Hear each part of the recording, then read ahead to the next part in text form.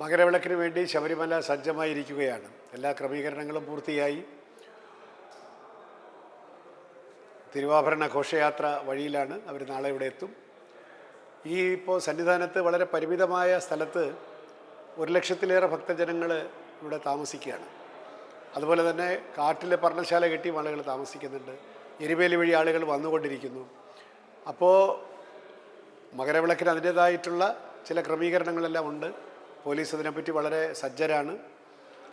മകരവിളക്ക് കഴിഞ്ഞ് എല്ലാവരും കൂടെ ഒരുമിച്ചിറങ്ങാൻ പാടില്ല എന്നുള്ള നിലയിൽ ചില ക്രമീകരണങ്ങൾ പോലീസ് വരുത്തിയിട്ടുണ്ട്.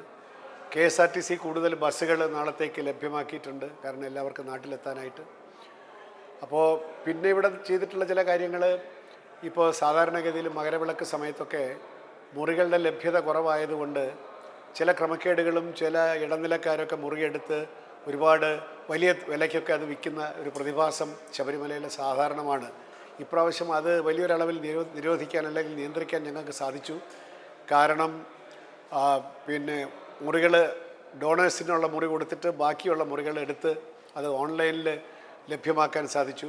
ഒരു ശുപാർശയുമില്ലാതെ ഓൺലൈനിൽ കയറിയ ആളുകൾക്ക് നേരിട്ട് അവർക്ക് മുറി ബുക്ക് ചെയ്ത് 100-120ഓളം മുറികൾ അങ്ങനെ നമുക്ക് ഡയറക്റ്റായിട്ട് കൊടുക്കാൻ പറ്റി, ഇടനിലക്കാരൊന്നുമില്ലാതെ. അതൊരു വലിയ നേട്ടമായിട്ട് ഞാൻ കരുതുകയാണ്. ഇനി കൂടുതൽ ഇത്തരത്തിലുള്ള സുതാര്യത നമുക്ക് ഈ കാര്യങ്ങളിൽ കൊണ്ടുവരേണ്ടതുണ്ട്. അതുപോലെ തന്നെ നാളെ ഈ തിരുമുറ്റത്തും ഫ്ലൈ ഓവറിലുമൊക്കെ നിന്ന് മകരവിളക്ക് കാണാനായിട്ട് നിൽക്കുന്ന ആളുകളുടെ കാര്യത്തിലും ചില നിയന്ത്രണങ്ങളും ക്രമീകരണങ്ങളും ഉണ്ടായിട്ടുണ്ട്. ഗോൾഡ് പാസ്, സിൽവർ പാസ് എന്ന് പറയുന്ന 2 പാസ്സാണ്. അത് സാധാരണ ഇവിടെ കമ്പ്യൂട്ടർ ജനറേറ്റഡ് പേപ്പറാണ് കൊടുക്കുക. അതിപ്രാവശ്യം ബോർഡിൽ നിന്ന് തന്നെ പ്രിൻ്റ് ചെയ്തുകൊണ്ട് പ്രത്യേകമായിട്ടുള്ള പാസ് കൊണ്ടുവന്നിരിക്കുകയാണ്. അത് ട്രാൻസ്ഫർ ചെയ്യാൻ പാടില്ല, ഫോട്ടോ ഒട്ടിക്കേണ്ട പാസ്സാണ്. അപ്പോൾ സാധാരണ ചിലരൊക്കെ പണ്ട് പാസ് വാങ്ങിയിട്ട് അത് 10,000 രൂപയ്ക്കെല്ലാം വിറ്റിരുന്നു എന്നൊക്കെ കേട്ടിട്ടുണ്ട്. അത്തരത്തിലുള്ള ഒരു ക്രമക്കേടും അല്ലെങ്കിൽ കുഴപ്പങ്ങളും ഇപ്രാവശ്യം നടത്താൻ പാടില്ല എന്നുള്ള നിർബന്ധത്തിൻ്റെ ഭാഗമായിട്ടാണ് ഫോട്ടോ ഒട്ടിച്ച പാസ് മാത്രമേ നമ്മൾ അനുവദിക്കുകയുള്ളൂ. അത് 750 പേരെ മാത്രമേ അവിടെ കയറ്റുള്ളൂ. 250 പേരെ ഈ മുറ്റത്തും കയറ്റും. അത് വളരെ കർശനമായിട്ട് അവർ മാത്രം. നമ്മുടെ ജീവനക്കാർക്ക് പാസിൻ്റെ ആവശ്യമില്ല, അവർക്ക് അവരുടെ ബാഡ്ജ് കാണിച്ചാൽ അവിടെ നിൽക്കാം എന്നുള്ളതാണ് ഇപ്പോഴത്തെ ക്രമീകരണം.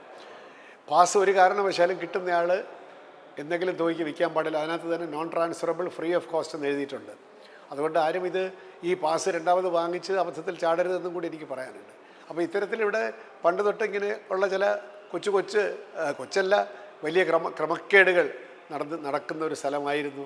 അത് പരമാവധി നിയന്ത്രിച്ചുകൊണ്ട് സുതാര്യത ഉറപ്പുവരുത്തിക്കൊണ്ട് മുമ്പോട്ട് പോവുകയാണ്.